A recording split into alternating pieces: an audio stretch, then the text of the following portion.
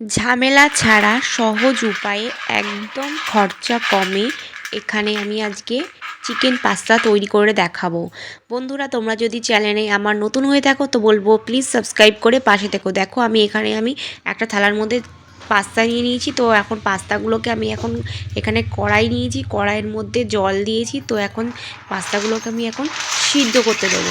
তো দেখো আমি এখন কড়াইয়ের মধ্যে এখন পাস্তাগুলো ঢেলে নিলাম। আর এখানে আমি সামান্য পরিমাণ বেশ কিছুটা হচ্ছে নুন দিয়ে দেবো।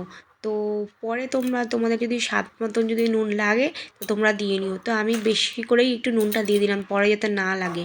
আর দেখো এখানে আমি এটাকে এখন বেশ কিছুক্ষণের জন্য নাড়িয়ে চাড়িয়ে এটাকে এখন নাড়িয়ে রাখলাম। তো এখন এটাকে আমি সিদ্ধ করতে দেবো।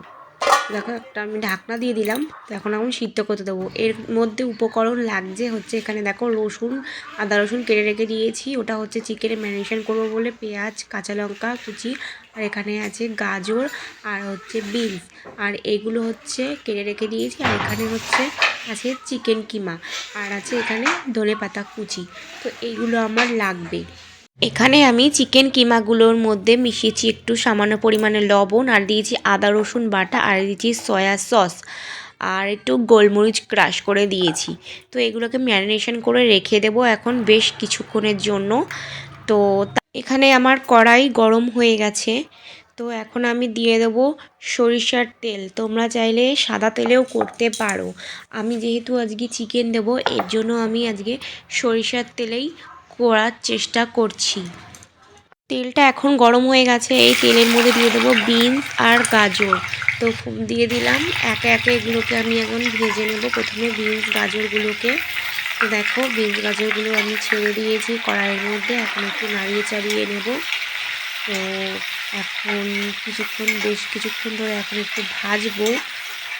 এরপর যে চিকেন কিমাগুলো আমি ম্যারিনেশন করে রেখে দিয়েছিলাম, তো এখন চিকেন কিমাগুলো এর মধ্যে আমি ছেড়ে দিলাম।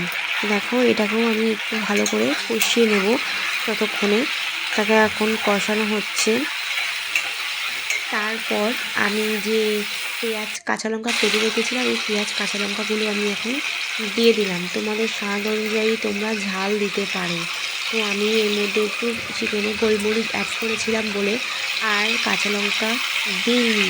তো দেখো পেঁয়াজ কাঁচা লঙ্কাগুলো এখন আমি ভাজা ভাজা করে নেবো। এর সাথে অনেকে আছে চিকেনগুলোকে তুলে রেখে তারপরে পেঁয়াজ কাঁচা লঙ্কা দেয়। প্রথমেই আমি বলেছি খুব তাড়াতাড়ি অল্প সময়ের মধ্যে করব। আর এখানে দেখো আমি স্বাদ মতন লবণও দিয়ে দিয়েছি, কারণ আমি যখন সিদ্ধ করেছিলাম পাস্তাটা তখন আমি দিয়েছিলাম লবণ। তো আমি স্বাদ মতন দিয়েছিলাম, আর আমার মনে হলো আরেকটু লবণ লাগবে, এর জন্য আমি পরে আরও একটু লবণ দিয়ে দিয়েছি। আর একটু সামান্য পরিমাণ হলুদও দিয়ে নিয়েছি। আর এখানে দেখো আমার হাতে আছে ম্যাগি মশলা। তোমরা চাইলে চিকেন মশলাটাও দিতে পারো, কারণ কি চিকেন দেওয়া আছে এর জন্য তোমরা চিকেন মশলাটাও দিতে পারো। আমার কাছে ছিল না বলে দিলাম না, তো ম্যাগি মশলাটা অ্যাড করলাম। আর দিয়ে দিলাম সামান্য পরিমাণ সয়া সস।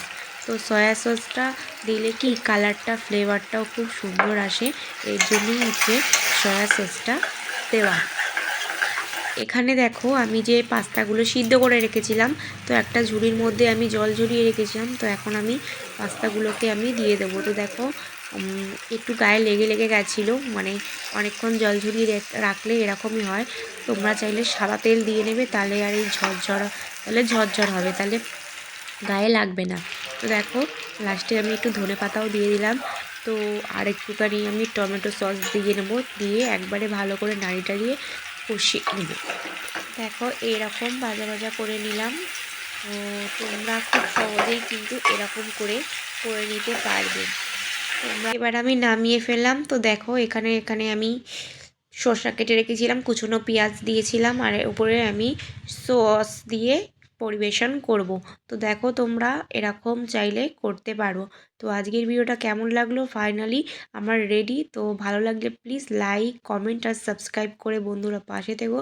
ততক্ষণ তোমরা সুস্থ থেকো, ভালো থেকো। তো চলো নেক্সট ভিডিও দেখার জন্য তোমরা তৈরি থেকো। ততক্ষণ চলো টাটা বাই বাই।